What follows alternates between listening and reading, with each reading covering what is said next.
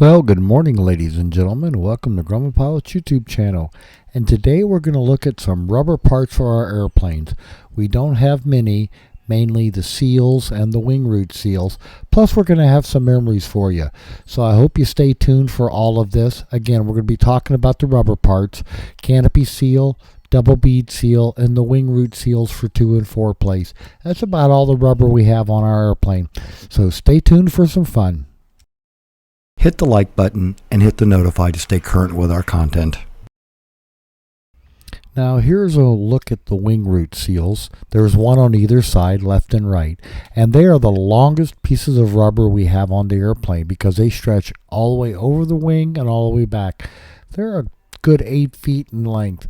You may have to put a rivet in the bottom of some of the foreplace to hold them in place, but for the most part, those are your wing root seals. They snap right into the wing root, and there they go. After 40 years, they begin to show a little bit of wear.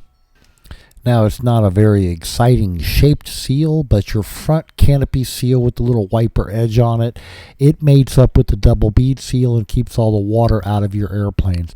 And this is across the 2 and the 4 place.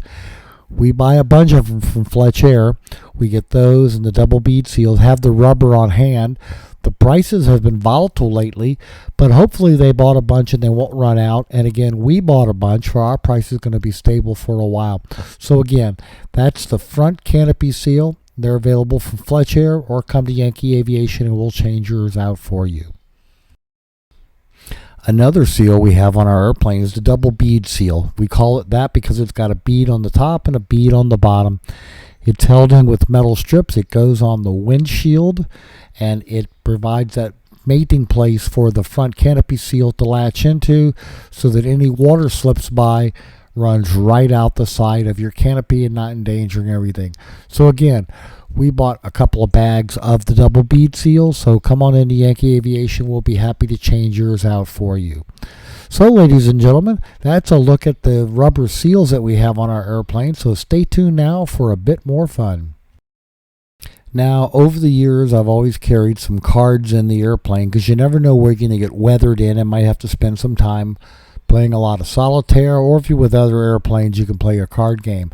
But the brand I carried were the Aviators, not the bicycles that are made here in Cincinnati. But if you're going to carry cards and you're a pilot, they might as well be Aviator. So now let's have some more fun. I don't know how many of you remember Dave Nicolas, but here he is at Lee in 2000, right, doing his work, marshaling airplanes and getting them parked and everything. He ran a machine shop.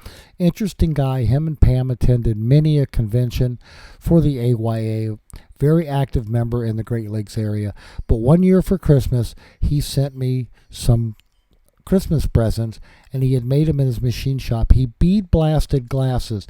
He did one for my Grumman Tiger 23 Juliet Kilo, and he made some glasses, 4 of them like this, for Luann for her Yankee.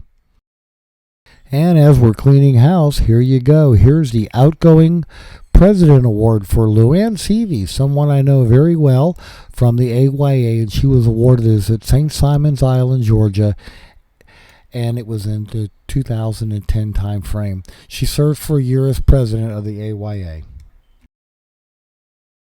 And like many of you, I miss Ken. He would send me parts. Now these are Cherry Max Pop rivets, and they are for the horizontal stabilizer when you have to reconnect them to the torque tube.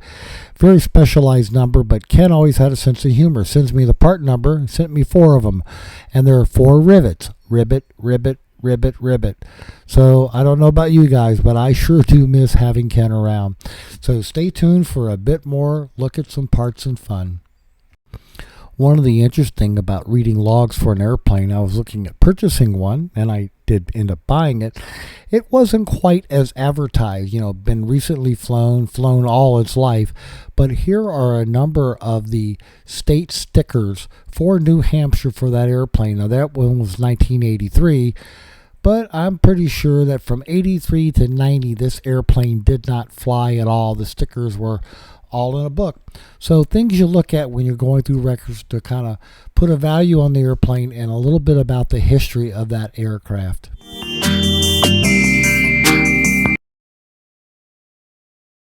Forget buying expensive toys for your kittens and cats. We find that just taking the aircraft spruce box and the paper on the tile floor is more than enough amusement for them for hours.